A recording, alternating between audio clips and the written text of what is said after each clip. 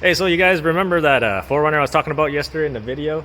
So here it is. It's a brand new 4runner. I already got all the suspension out, um, upper control arms. Rears are already done. Looks pretty good. New adjustable panhard bar. So over here we got Colman. He's working. He's doing the brake lines. He also has a YouTube channel, so I'll link him in the description down below. He's doing brake lines on this. What is this? 80 series Land Cruiser. Yeah. Ow, that hurt. So yeah, he's just replacing all the. Yeah, let me show him a better video here. So yeah, he's got brand new brake lines because the brake lines blew on this, and he's also has an FJ Cruiser, and he's gonna diesel swap it. Everything's right over there. I think he's just waiting for some parts. So yeah, I'll link him in the description below, and subscribe to him. And I'll leave the link to our Instagram, Facebook, and our website. So check it out. All right. So anyways, yeah, I took those upper control arms out. These bolts, where did they go? Oh, I lost them.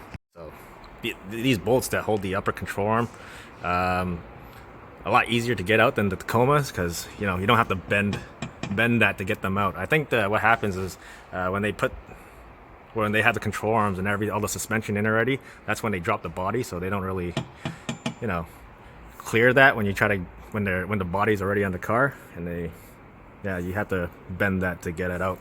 But this one, AC line is in the way. So there's this AC line. I just unscrew the nut that holds the bracket and just move the AC line a little bit, and then yeah, easy peasy. Same thing on this side. This side had no effort at all. All right, so I got these struts out, and I'm gonna have to. Yo, what's up?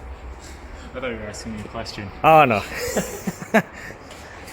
Do your thing. That's okay. That's good. Oh, I can get Colman. Colman, you can help me. I'll do the video, and you can help me transfer the top hat onto these the new struts.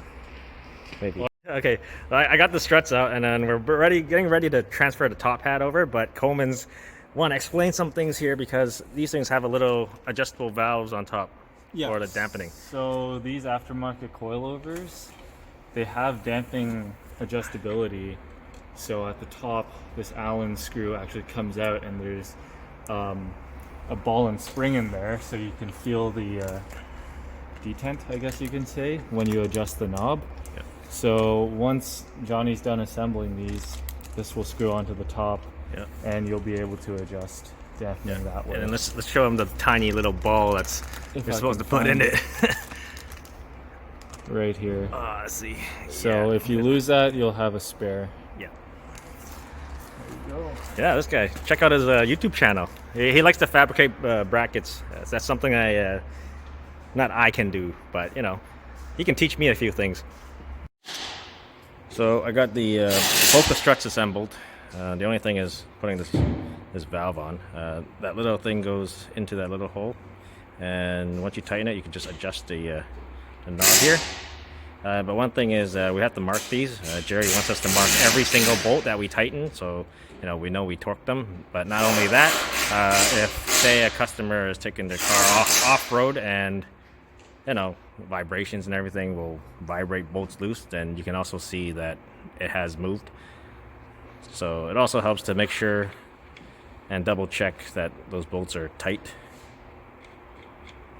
So yeah, I'm supposed to be right back.